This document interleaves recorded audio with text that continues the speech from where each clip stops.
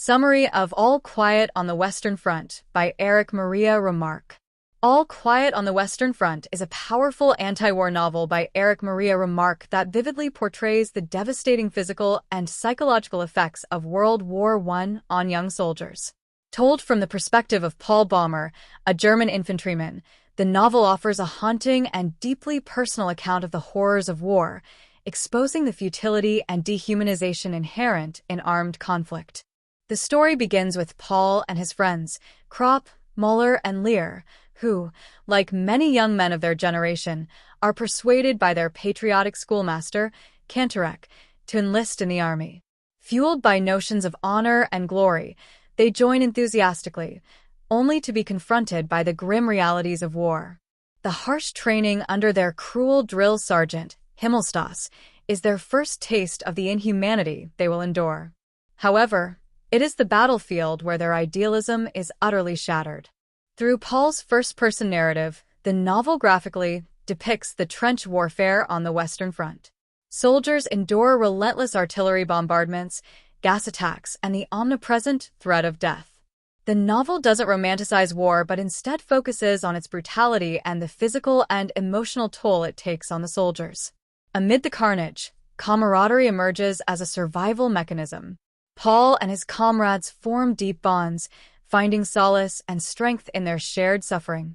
As the war drags on, Paul reflects on how it has stripped him of his youth and humanity. He struggles with feelings of alienation when he returns home on leave, unable to connect with his family or civilian life. His disillusionment grows as he realizes that those who encouraged him to enlist, like Kantorek, remain oblivious to the horrors of war. His brief respite at home is overshadowed by the knowledge that his generation is irrevocably damaged, caught in a conflict they did not create and cannot escape. The novel poignantly explores the psychological scars left by war. Paul witnesses the deaths of his friends one by one, each loss underscoring the senselessness of the conflict. From the idealistic Kemmerich, whose leg is amputated early in the war, to the pragmatic Müller and the reflective Kropp, their deaths are presented not as heroic sacrifices, but as tragic wastes of life. The randomness and anonymity of death in the trenches are emphasized, further stripping the war of any noble or patriotic veneer. Paul's own survival becomes increasingly hollow as he grapples with survivors' guilt and despair. The novel reaches its climax in its closing pages, where Paul, now one of the last surviving members of his group, reflects on his own disillusionment and loss of identity. He feels detached from life, longing for an end to his suffering. The novel concludes with Paul's death in October 1918, just weeks before the war ends.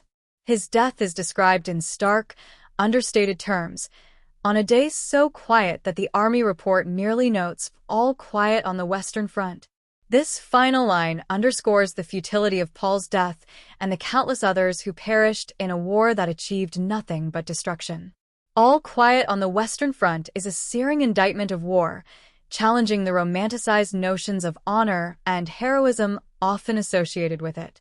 Remarque's vivid, unflinching portrayal of the physical and emotional trauma experienced by soldiers serves as a timeless reminder of the devastating consequences of war, making the novel a cornerstone of anti-war literature.